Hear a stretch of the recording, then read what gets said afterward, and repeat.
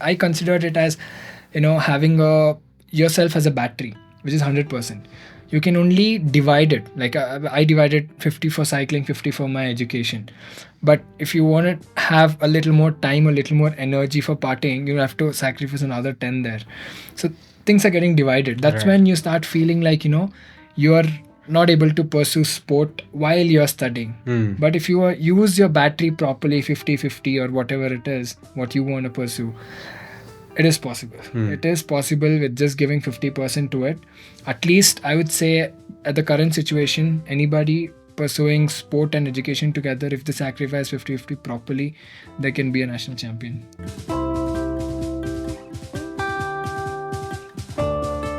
I am Venki, a working professional in IT as well as an amateur masters athlete and a coach for endurance sports. You are listening to the Working Athlete podcast.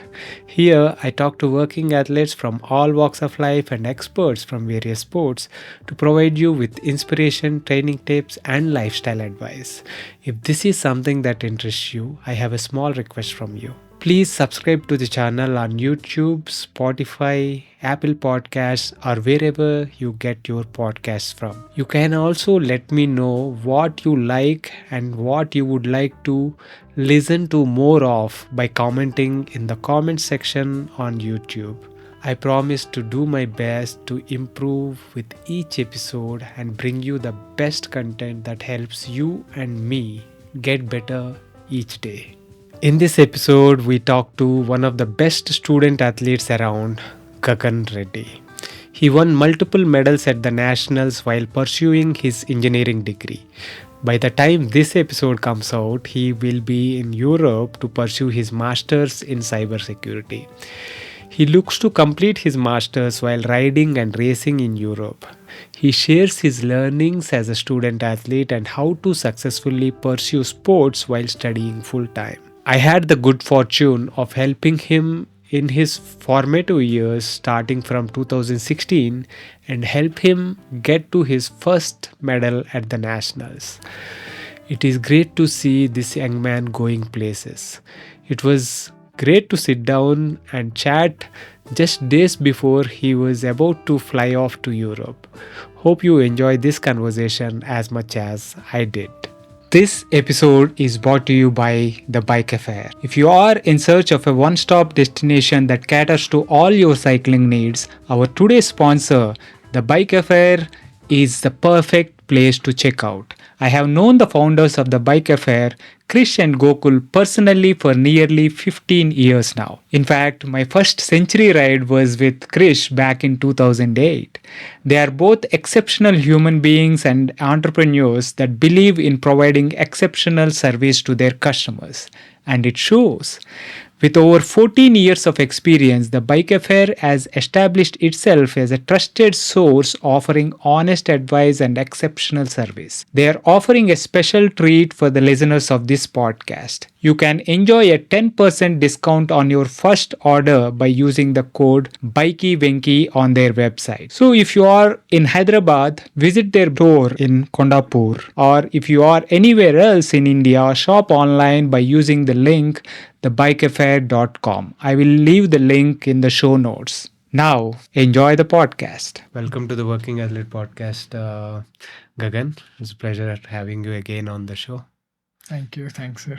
Gagan, you are soon to be, flying to Austria, right? Yes. I want to use this opportunity to kind of catch up on a little bit of nostalgia, you know, and then we also want to, I also want to look at, your career going forward and stuff like that. Congrats on you getting a chance to study in one of the best universities in the field. I think the cybersecurity, right? The course you are doing right now. So congrats on that. Thanks. Thanks. So what let us start by talking about what has been your experience pursuing cycling while pursuing studies as well as a student athlete. So I want to use this opportunity to talk about that, the perspective, what a student can do to pursue sport as well as do well on the studies, and looking at career and all that, right? So let's start there.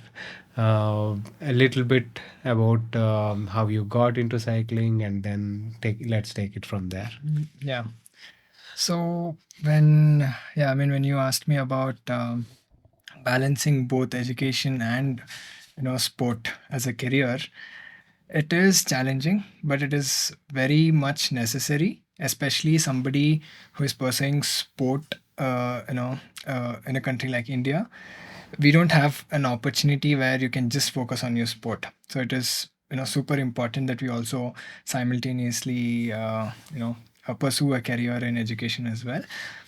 So to start off with, my cycling as well started in an education institute, which was St. Joseph's, where I was pursuing my first and second PUC.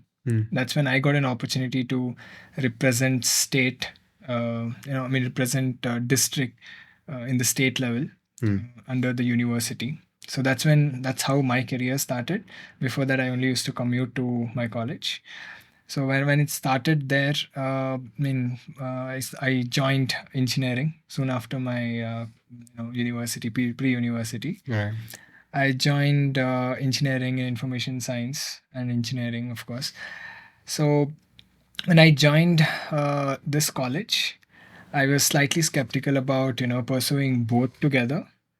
But then, as I told you, at least from what I had learned until then, I didn't want to just do sports. I definitely wanted to have a second career as well. Because for me, when it comes to sport, I look at it in two ways. The first thing is you might have an injury which might be permanent. So you'll have to stop your cycling there or any other sport in that matter.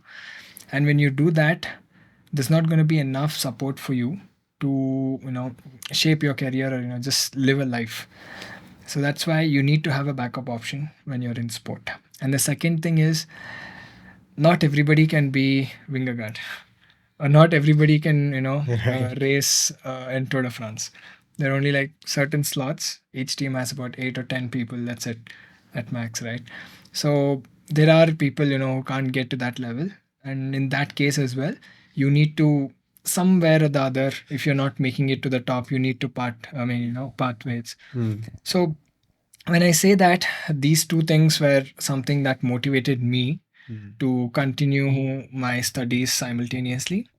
At least when I was in engineering for the first 4 years, thankfully, my teachers were supportive, my lecturers were supportive. Because of that, I could miss few classes, and attendance was not a big issue. And also, I was somehow managing both. It was tough, of course. It's not easy. It's definitely tough. But then, if you put off all the other, I would say, just for an example, I never went for a single trip out with my friends in college, but the group that I was in, they kept going for like multiple trips. I couldn't go for anything like 1 or 2 days, more than 1 or 2 days. I went a couple of times only local places. And there were times, once we went out to one of my friend's farmhouse to stay for a couple of days, I carried my bike along. Everybody were like laughing at me because I'm carrying a bike along, and they're partying, and early morning I wake up, go for a ride, come back. So yeah, it is hard. It's challenging. You'll have to sacrifice a lot. But then, end of the day, if you want to achieve something, you have to do it. You have to go through all of this. It's the process that you have to go through. So yeah, that's when that is something that kept me motivated to keep myself doing both simultaneously. So that's my take on it. A couple of things, right? They talking about sport, doing sport, just sport, and not thinking about other things. It is quite romantic to think about it that way. I love this sport. I will do just sport. I'll just pursue sport. But it is not very practical in on so many levels. Like you said, what if just you are out, you can't pursue your sport through an injury, or especially for a sport like cycling. It is very injury prone, in the sense that you can crash, you can break bones, this, that, but um, you know and especially in a place like India, like our country, right? What are the options that you have to pursue the sport, and what are the results after sport? What are the things that you can continue doing after you are done with your sport? Sporting careers are like very small gap, right? You have a window of opportunity where a sportsman can do well. Like it can be 2 years, it can be 3 years, it can be 10 years in some cases. Say you started doing sport, say at the age of 15, 16, or something like that, and you are good at your sport for 10, 15 years. So by the time you are 25, 30, right, you are done with your sport. What next then? Right? True. So that is something that you have to think about. Even Olympic champions like Bradley Wiggins and others are have to look for other career options once they are out of sport. I mean, it is another matter that they are now commentators and stuff like that, but how many people are going at that level? Yes. Even how many Olympic champions are now commentators, right? Yeah. That is also there. So you have to think on those lines, and very aptly said. But now, let us say, take a step back and say, you are doing sport. You have picked up. You were, into cricket and stuff growing up, and then moved to cycling. Yeah. Now, once you are in cycling, you started racing and stuff like that. How was it? When you started, when you were in intermediate, I think, isn't it? I was about 17 years, 16 Right. years when I started. Yeah. So you started at that time, and then you continued. So what were the things that you had to keep in mind, like to continue to do well at studies, as well as try to make good of your opportunities in sport? Yeah, so I still remember when I started cycling, you were the first person, that guided me through a right path. In fact, Kiran Taskar put me in touch with you Correct. after my first Nandi race in 2016, if I'm not wrong. 2017, I think. 2017, yeah. Yeah. 2017. So soon I got in touch with you. I still remember the first day I met and I spoke to you. I didn't know the depth of sport. I only knew few things, which are like Tour de France, Olympics, etc. That's it. And for a person who has just started in the sport, the first and the foremost goal that they have when they are thinking of themselves as an athlete is Olympics, or the ultimate in that particular sport, which is Tour de France in cycling. So I still remember a diary that I still have the diary, in fact, at home. I have written my layout for like next 4 years, and I got that to you, and we were discussing about it. But yeah, you never put me down saying this is not possible, or something like that, because the timeline that I had kept was too short. And then we got into training. As on when I started riding more, racing more. 2017 was my first nationals. I went out, and there were a lot of politics as well, which was very new for me when I got into sport, which I never expected, but it was all learning for me. And then when we started off racing at nationals, that was my first nationals, and I think it was very challenging one as well, to figure out my logistics to be there. But definitely, I had a very great support, which not everybody is blessed to have. Like, say Arvind was there to support us, and you yourself were there, supporting me, because cycling is a sport where there's a lot of cost involved as well. It's an expensive sport, equipments wise, let it be coaching, let it be nutrition, etc., etc. There are a lot of things that is involved in sport.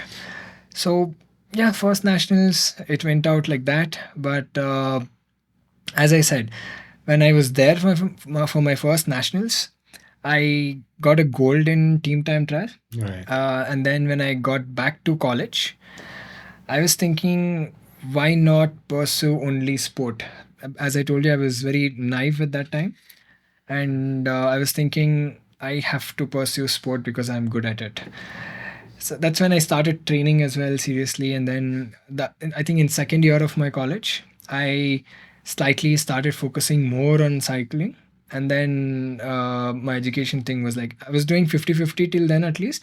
But then after that, nationals, it went like probably like 70 for cycling and then another 30 for education. You can see the grades drop in that particular year as well. So yeah, I mean, at that point of time, I think 2019, 2018 nationals. 2018 nationals is where I had just come back from a trip from Belgium, racing in Belgium. I was feeling very strong about myself landing a place on the podium. And that's when there was a bit of heartbreaking because I was fourth, missed out maybe by a few seconds. Podium was missed out by a few seconds. So, and then that's what put me, as a sport. When you're in a sport, you don't know what the result is. You might expect something, and the result might be something else. And especially in a sport like cycling, if you're not first, you're not considered. Your name is like never heard at all. You either have to be first or nothing. There's no second, there's no third. I always treat it as a compensation prize, being a second or third. And then the next nationals, that is one point which motivated me to focus a little bit on studies as well. That's when again you can see the trend where my grades started to go up. And next nationals, which was 2019 nationals, I went out again. I was feeling strong about it. But again, I got silver in ITT and a bronze in road race. Again, as I said, I was not first. So again, that was okay, compensation prize, but then disappointing again. So all of this, hurdles, or I would say situations that I went through, has something that has taught me one thing in sport, which is have a backup plan. If you don't have a backup plan, I would say don't pursue sport. Especially nowadays, I hear or see a lot of youngsters, especially somebody who's just coming out of school or just entering college. They focus so much on the sport and they forget about the backup plan because the age is like that. I've been through that. I was like, I can be in Tour de France in next 4 years. That was my first initial I would say look when I joined cycling or when I started racing. I was like, 4 years I'll be in Tour de France and I can bank few medals at Olympics. Then life is all right. Especially in country like India, until and unless you have a medal in Olympics, nobody cares about you. And even after you have a medal, only that particular medal is respected, and after that, people forget you. If you don't continue to have results every other year. Yeah. But sport is such a I would say a career where if you want to have result, you've got to have a big bag of failures behind you. Right. And nobody really cares about what do you have in that bag. All people care about is the result. They don't care what you went through. Doesn't matter. Nobody's. And I mean, when you're racing, nobody says, "Okay, I'll give you a podium just because you were sick." Or somebody crashed right behind before a race. You might be a person who can win it very easily. Nobody's gonna come and call you, say, "Come, you were supposed to be the winner. You worked harder than most of them." No, Yeah. it doesn't happen that way. Yeah, I mean, so you the winners are the podiums are not determined by the amount of work you have put in to get there. There is no such thing as because you worked so hard you are very deserving, you please come take it. There is nothing such like that, right? Yeah. So and talking of backup plans, right? um, so you were seeing results that were like almost there, like silver at nationals, under 23 is not something that anyone can say is not a great result, right? But it's not something that you were gunning for. Obviously you were gunning for gold, but that it is when you consider the number of people vying for something like that, and the kind of talent, the kind of work that goes behind an effort like that, it is indeed a great result. Both silver in ITT and bronze in road race. These things are not something that you can just brush it off, right?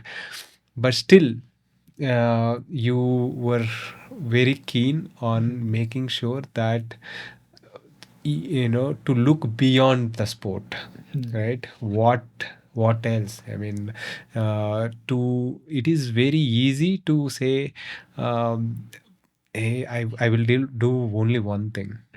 That is the easy path, right? It is a different matter that you also have to wake up at 4 a.m. Do a bit of study, get ready for your bike ride, and get your workout done before start of college, go to college, try to stay awake, keep learning, and take notes. They do all that, run around, instead of after a hard workout put your legs up, right? That is what. I mean, when I was in college, there were few situations where I was sent out of class because I was sleeping. Because after a ride, you're like completely exhausted and you're tired. But most of my teachers were, kind of very kind to me. So few of them, even when I was sleeping, they didn't bother about it. They saw me, they just smiled because they knew I had just come back from my training. But there were few, who pushed me out of class. Couple of times I've been out of class for sleeping in the class. And also, after your rides, you're super hungry. So you need to hide something under the bench and you need to have. All this is like, a process which might feel like a hindrance into your sports career. But I would say it's fun. One thing, it's fun doing all of this, and simultaneously you're having a backup plan. And I would say, of course, you might think if you do only the sport, you can do better in it. But I would say no. You, because education, when you are pursuing your education in India at whatever level it might be, you can pursue any sport together. It just takes, as I told you, some sacrifices. You might not party for next 4 years, 5 years. You might not be able to go out with your friends for your trips or excursions, whatever it is. Or you might not be able to attend any of your family functions. Or you might not be able to spend a lot of time with your parents or with your loved ones. But end of the day, if you want to achieve something, having a backup plan is the best option, and the best way to do it is sacrifice everything around it, just focus on two. Like I considered it as, having a yourself as a battery, which is 100%. You can only divide it, like I divided 50 for cycling, 50 for my education. But if you want to have a little more time, a little more energy for partying, you have to sacrifice another 10 there.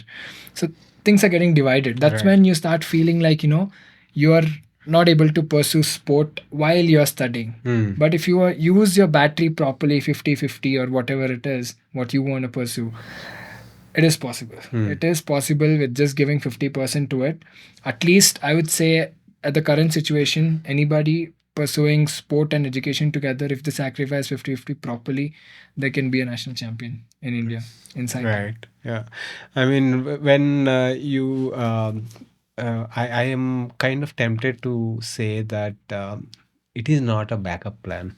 It is actually the Actual main plan, True. right? Yeah. Sport maybe is a backup plan True. for especially in the especially for a sport like cycling, Yeah. right? No, that's what I mentioned. Like, when we really talk about how many people can participate in Tour de France, at the Right. same time, how many doctors or engineers are there in this whole world? Right. The number is like, you can't compare it, Mm. right? Or maybe lawyers, whatever profession, whatever you have, there are a lot of opportunities. Unfortunately, in sport, you have to be the best in the world, the best in the country. Only then you have, like, very little support. And if you have any major injuries, your career ends there. Mm. So yeah, that's what. So so education and looking at career becomes the uh, main plan. True. And so because we tend to say Indian parents are are always forcing us to pursue education and nothing else. Nothing else is a problem. Yeah. True. Right? If you are if you have parents like yours who are saying pursue education, but whatever else you want, and we are there for you, and it is not as easy thing. True. Right? I am a parent myself, and I know for a fact that I wouldn't do such kind of support that what I have seen your parents and a few other athletes that I've been fortunate to kind of see witness their growth over the years. The big impetus is the support of the parents. It is like taking you, driving you to the races, trying to support you financially, emotionally, in terms of getting you the equipment. It is not easy, right? There's a sport like cycling is so expensive, but it's also not just about getting you the equipment, right? True. It is just way beyond that. So much in terms of time and energy that they need to expend to be there for you, take days off from work, drive you to races, and be there as your senior, the on bike support, wheel support, this support, that support, everything, right? Yeah. It is the kind of support that the parents need to give to make sure that you are able to give your best in both the fields, both the studies as well as your sport, right? Is off the charts. The kind of commitment they need, the kind of to be able to do that. And very that's why we see so many so few of people like your dad and mom who support to that level, because of exactly this difficulty, right? But if we say that parents are forcing kids only for education, then that is a problem. Yeah. True. If you are given a choice to pursue something beyond education as well, what are the things you mentioned a few kind of sacrifices that you have to make, but those things can be such blessings, such learnings. True. Because sport teaches so much. Yeah. Right? Yeah. What are the things that sport teaches? Right? It teaches that like Krishna says, right, in Gita, you just do the work and not worry about the results. That is such a basic lesson that any sport teaches us. Yeah. Right?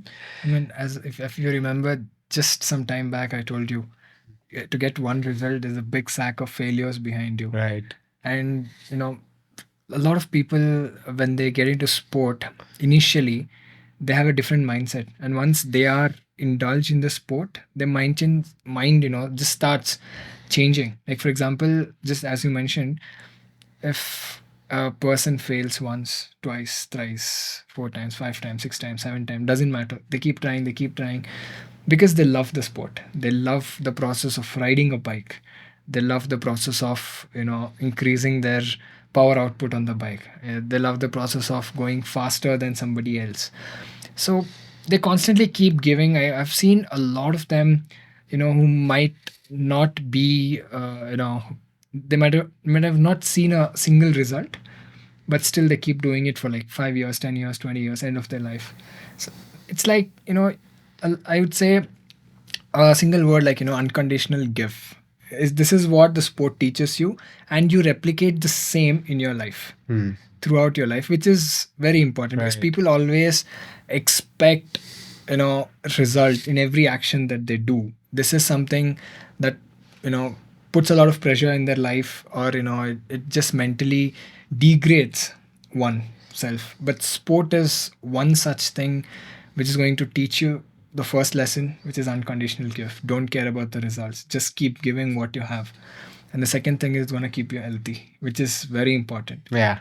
And the third thing is, I would say a lot of people who are into uh, youngsters, especially, a lot of people that I've seen are getting into a lot of bad habits. Right. It Yeah. might be substance abuse, Yeah. a lot of that, right?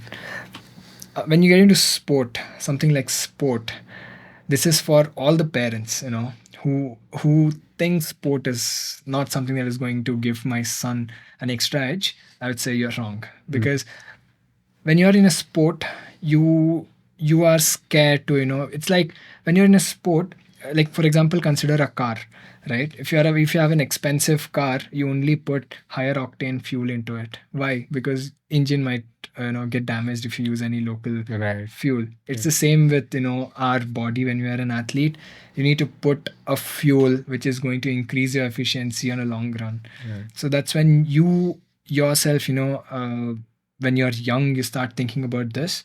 When you get into sport and you never do any of this, there's one more thing which is very good learning for me, and the same will be learnt by the kids who are pursuing sport. Parents, yeah, of course, as I told you, they have to pursue their education simultaneously, have a plan, because cycling or any other sport is not going to be the career like 100%. You can't be sure about it. Of course, one in a million can be there, but the rest, the remaining, are going to suffer. Right. So if your kid, is going into a sport, I would say support them 100%, but simultaneously let them also do the education part as well. Excuse me. I'm suffering from this cold and all that. But yeah, that is very, very true. The kind of lessons that sport teaches us, uh, even not just the kids, right? Um, even us, the oldies, who, it teaches us so much to keep pursuing, to keep, improving, to keep working at it, right? Without expecting the results, but, keep working at it. That, and the kind of energy, the health benefits, and all that become, good results out of all that. But the mental clarity that we get, the mental fitness, so to speak, the mental health aspects of it are humongous as we grow older as well. And that also shows, it seeps into the kind of work that we do at, whatever career we choose. So, and especially for youngsters in the formative years, sport is such a character building True. stuff. right? Yeah. So that becomes so much more important at the at an young age, True. to kind of get into that discipline of waking up early, or organizing your stuff, what needs to happen, if I need to get a 2 hour ride done, and I need to be in college at 8 a.m. When is it that I need to wake up so True. that I can tick all these boxes, right?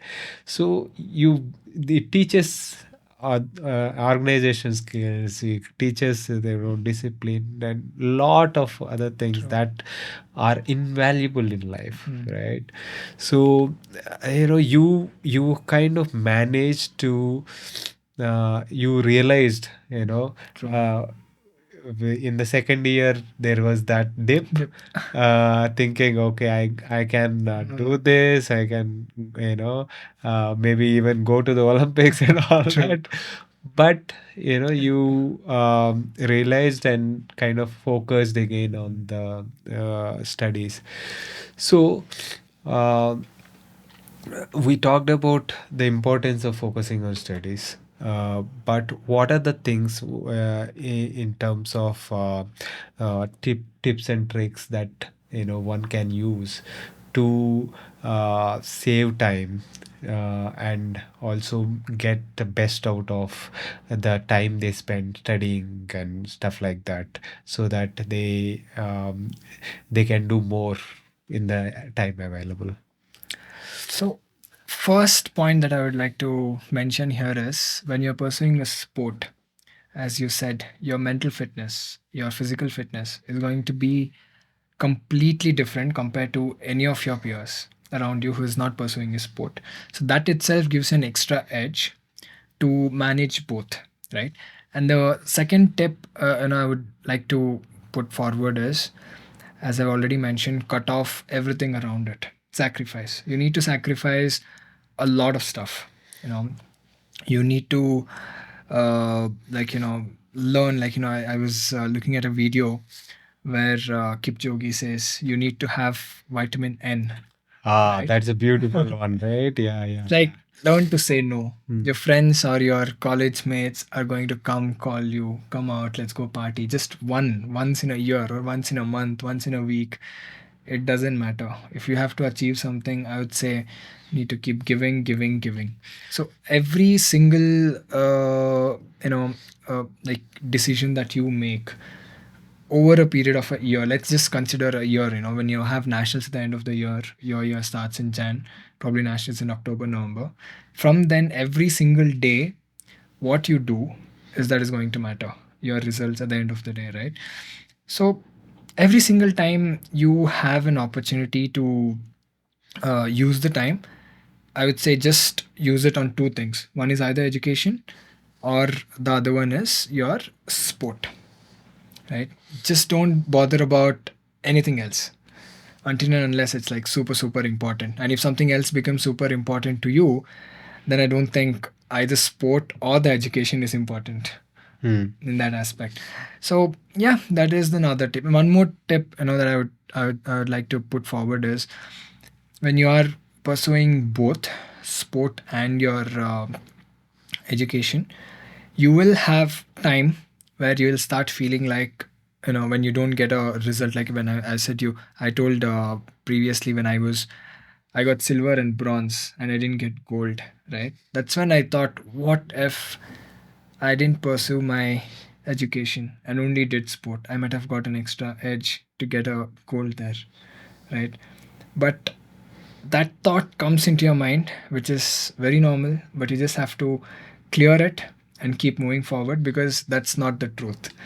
Because, when, like, for example, I would say humans are greedy, right? Like, for example, you have a cycle, like, cycle, not the cycle that we ride, a cycle which, people think is of just to commute, just because they don't have the luxury of a bike, they want a bike. So once you get a bike, you're like, no, I want a car. Once you have a car, you don't have plane, you want a private jet, it keeps going. And it's the same here as well. You start complaining about things when you don't get the result, right? You start saying, okay, just because I was studying, just because I was in college, I couldn't get the result. And this is something that I would say is the biggest lie ever. Right? It's a lie. You can only do what you're doing while you're studying, even if you're not studying. It's the same. Right. There's no much difference until and unless you are working in a very hectic situation, then it makes sense. But education in particular, I have not seen any difference when you leave your education and only pursue sport. It's the same, exactly the same. You will find something else to kind of fill Yeah. that space. Yes. Right. I mean, I have a lot of people that I've seen in my career in terms of education. People who are not pursuing sport, they pursued something else, which was degrading their whole life, right? Right. Degrading their, as I told you, when we get into sport, your mental fitness or your physical fitness is at a different level. And when you get the other side of it, like when you get into substance abusing or any of it, it's a reverse process. You lose your mind, you lose your body, you lose your health. And if you continue it for a long period of time, you're completely gone. You're like, I've seen so many of them going into depression, going into, when they encounter a couple of failures, they lose their shit. They are gone into drains. But whereas somebody who is an athlete, he goes into, a complete a bag full of failures, still he is going to find a way out of it. Right. He's going to find. You falling 100 times, but you True. are getting up Yes. 101 times. That is what matters. Because sport has taught you that you got to keep chipping away at it. And even sport is great at teaching with dealing with depression and stuff like that, because it gives you so many opportunities to be depressed. True.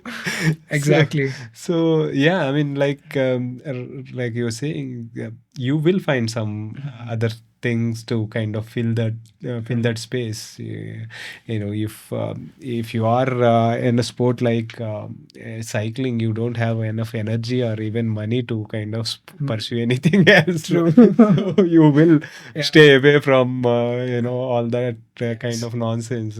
So I have seen one of like there was one person who I don't like, I mean, I don't want to take the name, but who approached me to guide him in the sport. So when he initially came, he was so much into alcohol and stuff. Like, he was working, but he was so much into alcohol, and he never could stop drinking. But when he got into sport, he comes to me and says, I don't know what happened, but I don't want to drink right now. Because he had so many issues in his life, Right. and he wanted something to, just get out of it. And he chose the right path, probably slightly later, but he chose the right path by getting into the sport, which he is like very happy right now. He doesn't care about the past, whatever is happening.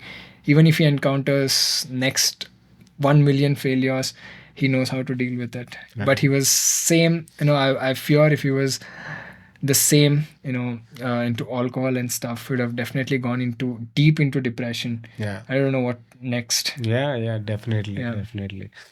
Great, man. So we talked a lot about the importance of pursuing studies as well as sport together, or if you are only studying, try and get into a sport True. that will keep you that will teach you many more things that just studies can't teach. But if you are only doing sport, but think about something that you want to do beyond sport as well, just if you that is very important. So we talked about both sides. Now you are off to Europe to pursue higher education. What are the kind of things that you had to put in place, experience on the way? What are the processes that are to get there, if someone is looking to pursue higher education in Europe or wherever, what are the things that they need to go through? Let's talk a little bit about that. Yeah. So I would say, in terms of my personal experience, the thought of doing higher education came for a particular reason.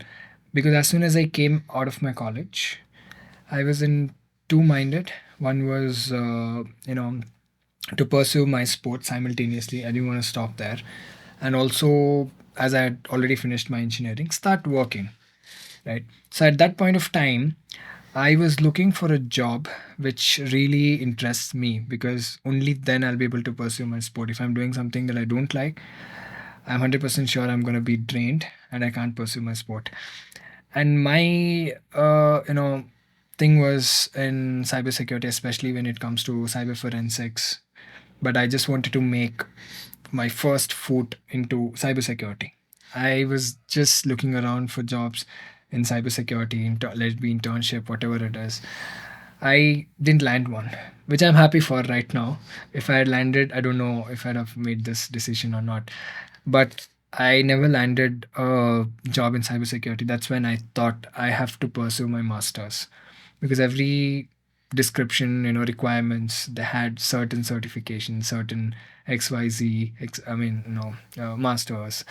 So that's when I thought I have to pursue my masters. So when we really talk about IT field and masters, people always say US. uh, there are very few people, I would say, like comparatively, very few people who think about Europe, but most of them are looking only into the US, right? So when I had these two, I would say, places to do my masters, I chose Europe for two reasons. One was cycling, because cycling is something that is born in Europe. Right. You're gonna love riding there, right? Unlike US. That was my first thing. And second thing is, when we really consider any education in the US is at least 10 to 20 times expensive compared to Europe, because Europe has this really, really amazing, I would say, I don't know what's it called, just amazing, brilliant system where education is free. That is how education has to be, right? Education, mean when you want to learn something, it's completely free of cost. It's not a business there, unlike in the US. Education is becoming a business in the US. But in Europe, that was the other motivation for me to choose Europe as an option. I did apply to close to like 25, 30 universities. I definitely got rejected by most of them. But end of the day, again, this was something that was taught by the sport. I didn't stop. If when I got rejected by probably 10, 20 universities, if I was not in the sport in my previous life, I'd have just stopped there, right? It's like this is not for me. I would have just started working somewhere and then probably stopped my sport. But then I constantly kept trying, attended interviews from universities. That's when, once I attended the interviews, they had a slight confidence on me. And probably that's how I ended up getting a place for my master's in Austria. And yeah, I mean, again, I had two options here. I got two universities. One was in Germany, one was in Austria. I ended up choosing Austria because it's good for cycling, right? So I would say whoever is, trying to look for, I would say, higher education after their sport, and they want to continue sport, Europe is a better option comparatively to any of the other, countries or continents. Europe, pretty much anywhere you go in Europe, you have enough time with your education that you can pursue your sport as well. And I would recommend Europe if somebody is really looking to pursue their sport simultaneously and their education. Even let it be not even masters. If somebody is actually, I have a lot of people that have called me to just talk about this education after the previous sport podcast, right? There were a couple of them who called me to ask, what if I do my undergraduate in the Europe? What are the opportunities in the sport there? I only tell them one thing: you pursue your education wherever you want, you can do your sport. But when you go to Europe, it's a different, if you can go to Europe to pursue your undergraduate, I would say definitely go there, because sport there, especially when you talk about cycling in particular, is brilliant. Like, you have races pretty much every single day in the summer. Right. You can race your hearts out, you can train, I can pursue your education. But when you're there, don't start degrading your education part. Keep that up as well. So yeah, this is what I have learned when I was researching about my masters. Europe is the best option. Pretty much any country in Europe are the same. So, and also the education is completely free in most of the universities.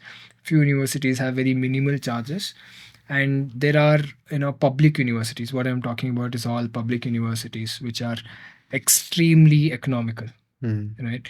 So it's brilliant to pursue your education there, but don't really focus on private universities, which is again the same as US. Right. This is my learning out of my research and my applications, etc. Right. Excellent. I mean, I am sure that you will do well there as well. All the best for that. So, I'm sure you would have researched a little bit about the cycling in Austria, Yeah. the kind of racing and stuff like that. What did you learn about that? Yeah, so Austria in particular, the place where I'll be living, I'm like about 50, 60 kilometers from Slovenian mountains. That's where Pogacar trains. Oh, Yeah. nice. So that is the other thing which attracted me towards Austria rather than Germany. Because when I was looking at Germany and Austria, of course, Germany said you have better job opportunities. But I was like, I will choose Austria. Might be like 10% less job opportunities. It's okay, because I can end of the day apply in Germany once I'm done with Austria. Right. So I chose that. And the next thing was I was looking around for clubs, and the other day I was talking with Miron, because he lives very close by. Yeah. So he was suggesting me a few clubs out there. And yeah, I mean, definitely anywhere in Europe you are, racing your bikes are going to be a brilliant idea, right? They're definitely going to be a number of races throughout the year. Unlike in India, we don't get an opportunity to race much. Yeah. Right, so you have to race as much as possible to keep you in that level of racing or achieve something. So I mean, first thing was, I told you, it's just like 50, 60 kilometers, the mountains. Right. It's a Yeah. beautiful place. You can keep cycling. I think that's where the last Ironman happened as well. So they have some beautiful places to ride the Lati, bike. right? Yeah. It was a beautiful place to ride the bike. So, I mean, yeah, Yeah, that is what the biking is. So I'm sure you will make great use of all the resources there, both in terms of education and sport. And I wish you all the very best for both. And let us keep in touch, and let's talk more when you after your experience there, maybe after once you come back for some vacation or event, we can talk online. True. Good. All the very best. Thank you. Thanks. That was my conversation with Gagan. I hope you enjoyed that. If you are enjoying these podcasts and are finding them useful, please consider supporting the podcast by subscribing to it on YouTube as well as on your favorite podcasting app. Also, supporting the sponsors of the podcast is a great way to support the podcast itself. Thanks again for your continuous support. See you next week with another guest.